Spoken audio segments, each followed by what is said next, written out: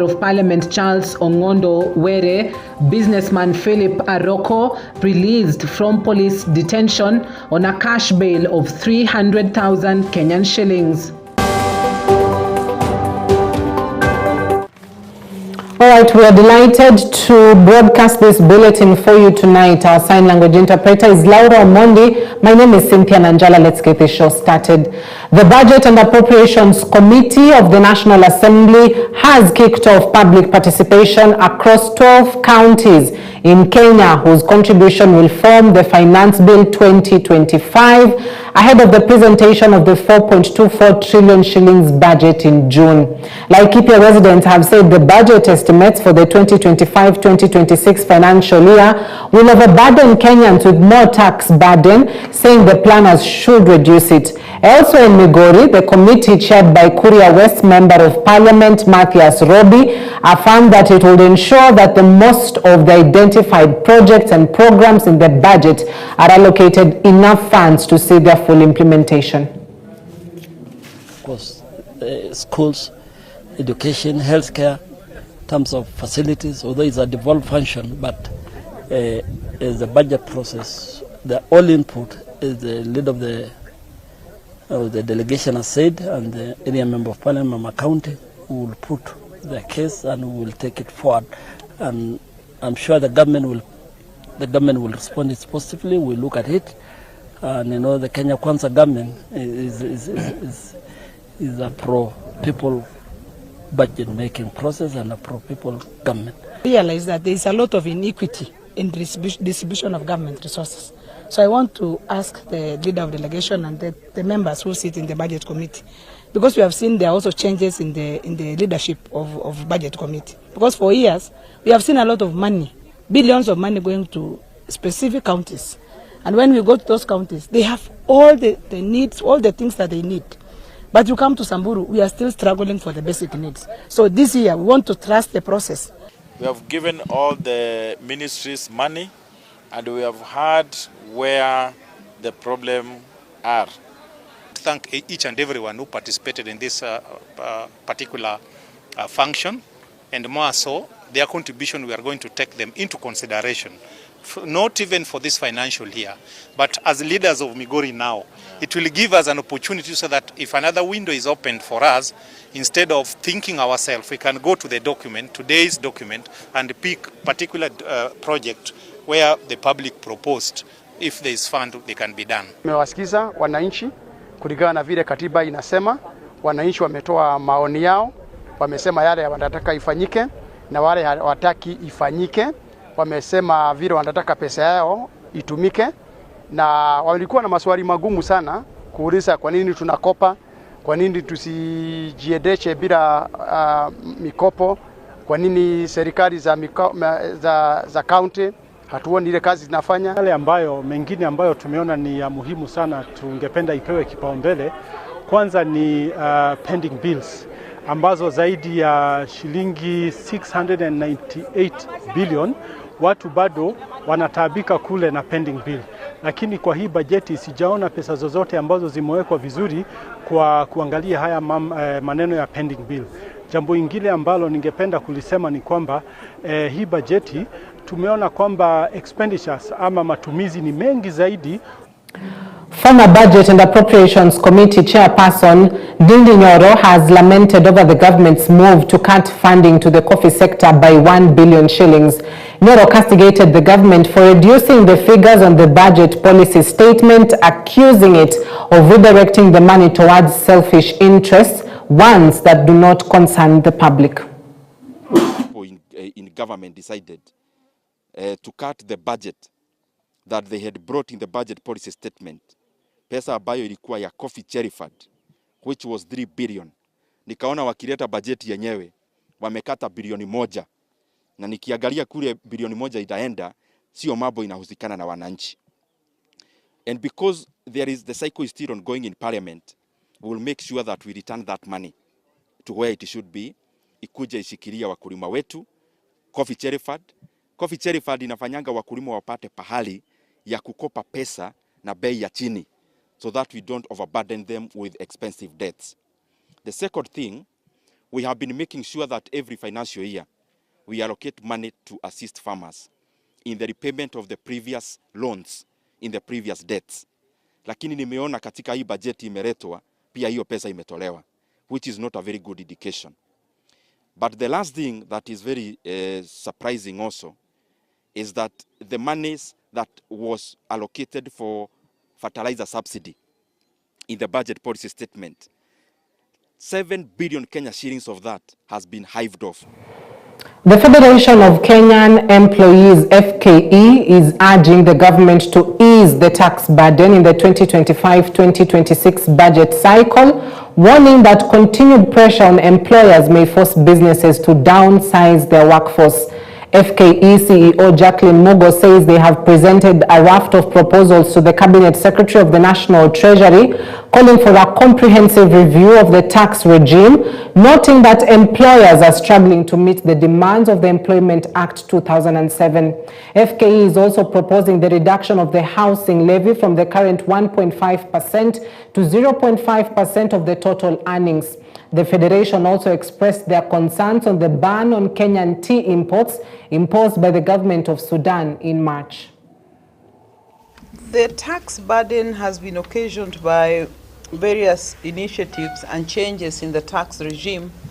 So in our engagement with the CS Treasury, National Treasury, we had a whole raft of proposals that called upon a review of the tax regime. In particular, we highlighted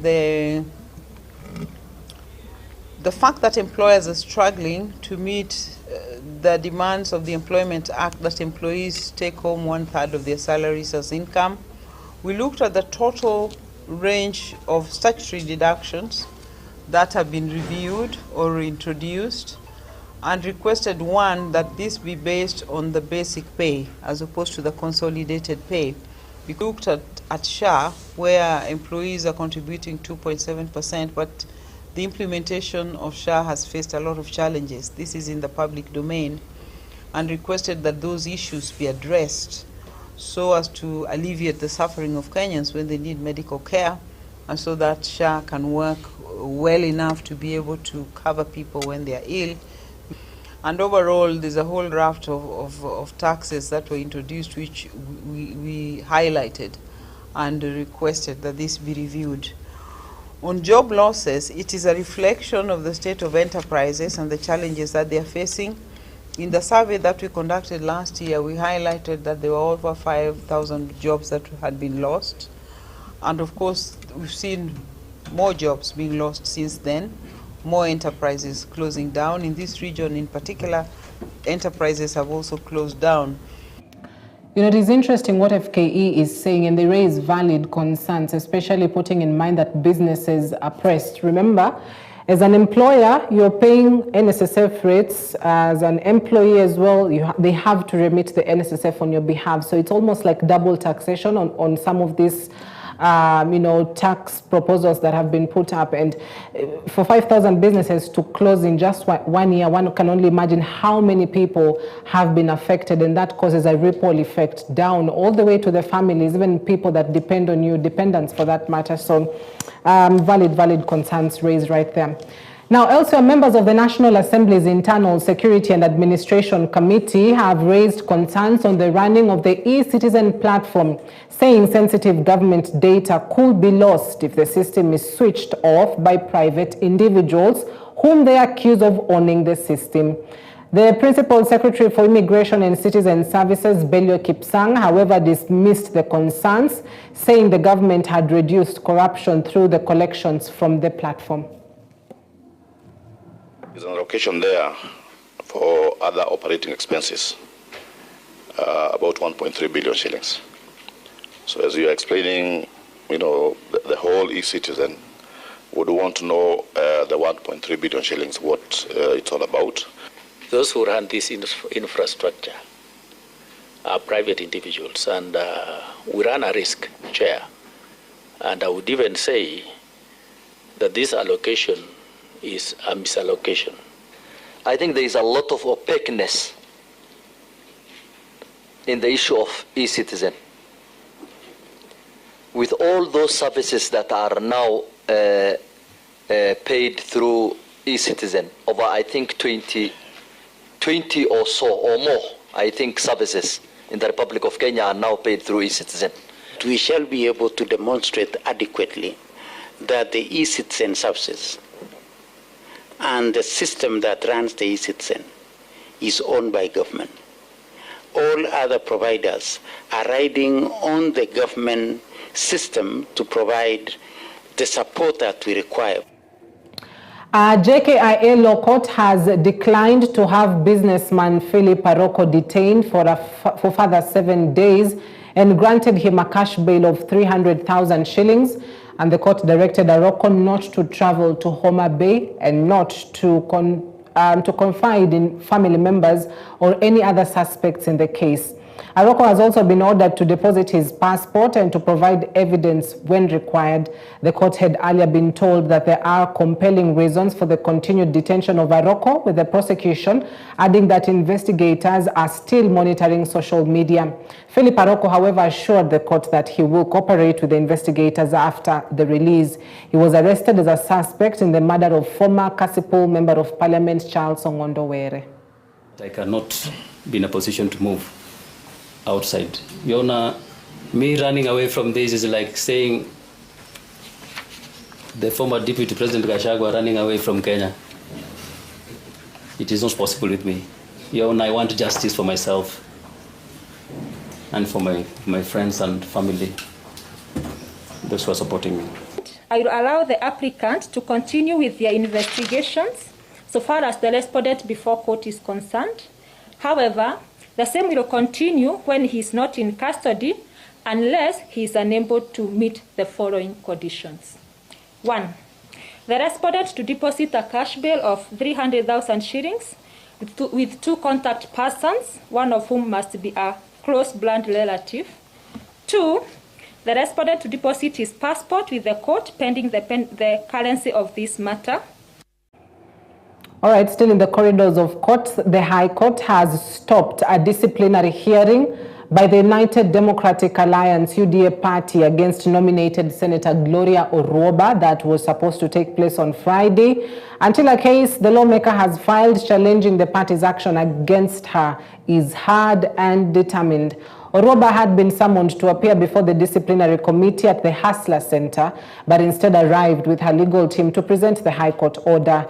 The senator has been accused of allegedly contravening the party's code of conduct by attending the homecoming ceremony of former Interior Cabinet Secretary Dr. Fred Matiang'i and openly criticizing the government's labor mobility program in a media interview.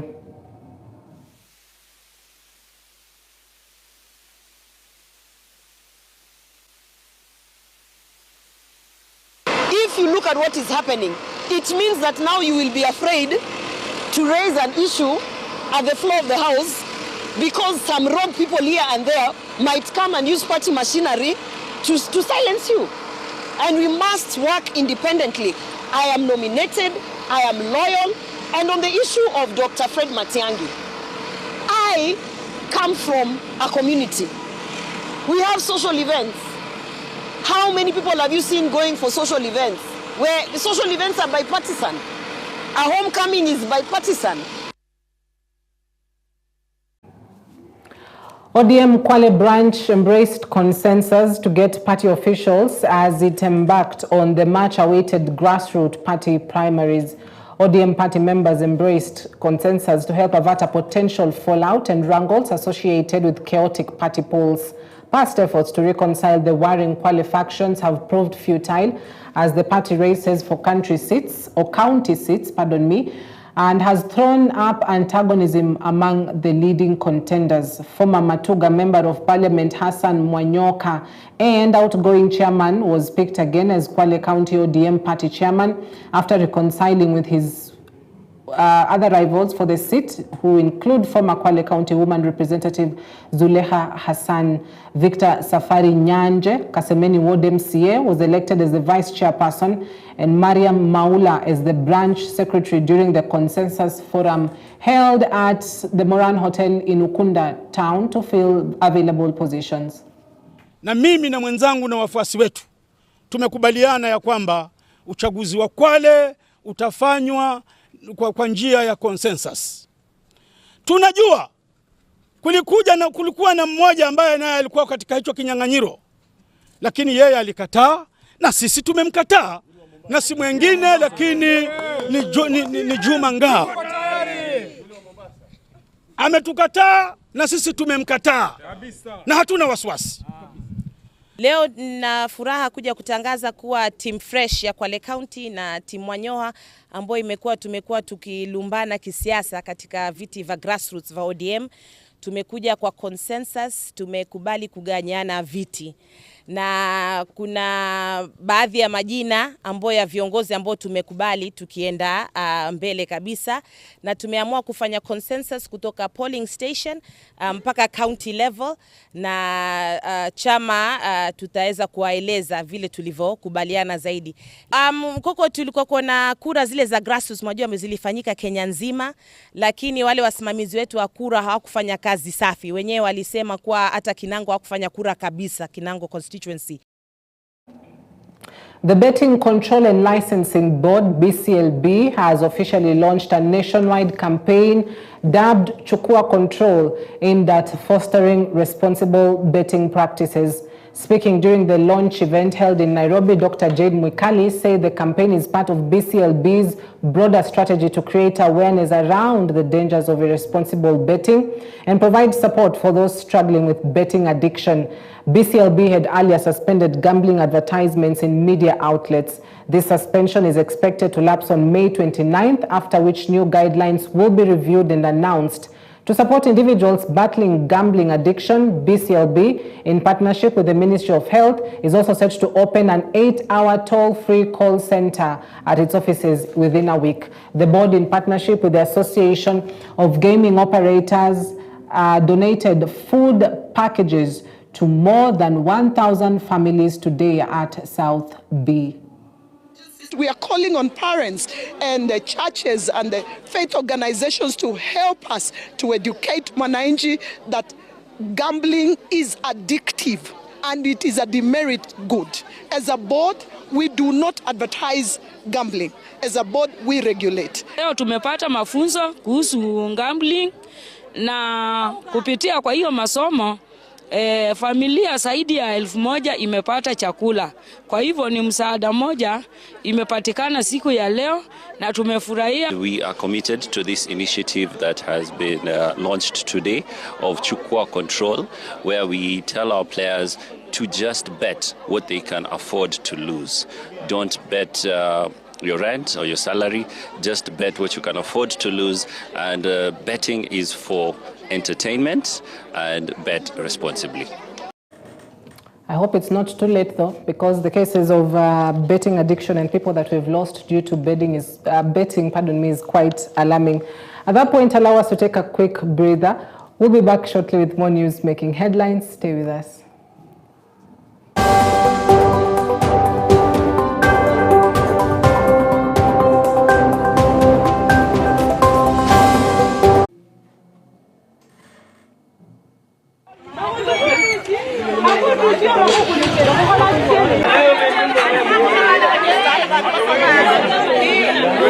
Watoto wakishikwa na machini, watoto wanaanguka chini wakisirai. Sasa hatujui nini yenye inaendelea kwa hii shule. Tunaomba wahisani wote ambao wanajua kuomba wakuja kwa hii shule yetu. Watoto wasomi, tunashindwa ni nini inaendelea kwa hii shule. Tunauliza walimu nini inafanyika kwa hii shule. Watu waambii wanasema tu watoto wanaanguka, watoto wanasijua wanaona nini. Na tunaomba muombaji yeyote ambaye hako kwa hii nchi ya Kenya ama kaunti ya Kakamega akuje kwa hii shule yetu atuombe watoto waendelee na masomo. Kila kanisa ikuje hapa tupika makoti, tuombe tujue hii shule ya Busulu iko namna gani. Watoto kuzimazima na kutaja wamama ambao, wamama tukitaka tuwachukulie ujumu. Juu watoto wengi wanataja washosho. Sasa hatujua washosho ndio wameingiza watoto kwa minata. Tumeshindwa sana. Shule yetu ya Busulu ilikuwa shule mzuri. Lakini maneno ya watoto kuitaita watu washosho ni kama wamewaingiza kwa minata na watoto wana affect wengine. Juu jana walianza Thursday, Friday ndio hiyo, leo ndio hiyo. tunaona huzuni sana. Na sisi hatuwezi kupenda mtu alete vitu hapa kwa shule. Hiyo vitu uanze kumaliza watoto wetu. Sisi hakuna masanduku ya kuweka watoto kama wamekufa. Sisi tuko bure. Sisi ni maskini. Kunataka watoto wasome, wamaliza shule, wakimaliza wasaidie hata sisi wa mama. Tunatoa watoto kwa shule. Watoto wamefika kwa barabara, watoto wanaanza kuanguka, watoto wanasima. Sasa tufanye namna gani? Watoto wanasima, tufanye namna gani?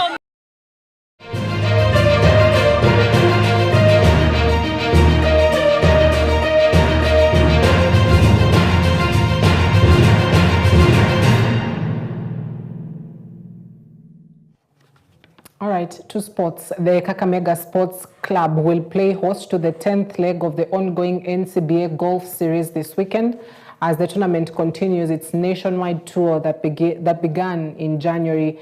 The tournament will tee off early Saturday morning with the first group of players taking to the course at 7 a.m.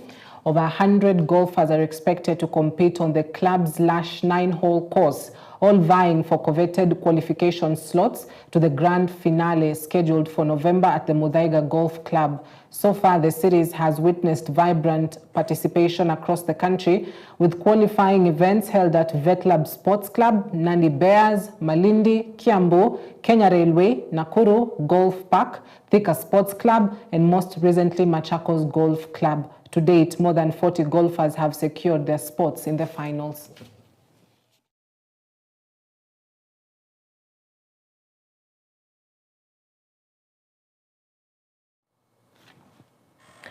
Eight-time Kenya Chess Premier League champions KCB are gearing up for the return of league action scheduled for this weekend in Kisumu County. The team will square it out with Victoria Chess Club on Saturday and Marvin Chess Club on Sunday. The team is currently at the top of the table with 4 games played so far. KCB was crowned the top corporate team at the recently concluded Kiambu Open Chess Tournament this past weekend. In individual performances, Joseph Muragu secured 3rd place in the open category, while Joyce Nyaruwai clinched 3rd in the ladies section. Fully, KCB has managed to win the corporate title for the best corporate, but individually we had players who did pretty well. Yeah, it was a very competitive event, I would put it that way. So the National Chess League is next weekend in Kisumu. We have 3 tricky games as KCB, and our expectations are to win those 3 games. We are currently at the top of the table, and that's how we intend to keep it for the remainder of the season. We have very strong teams that are challenging us. They are snipping at our heels, but we want to keep the momentum and we want to win the games that we're going to play in Kisumu.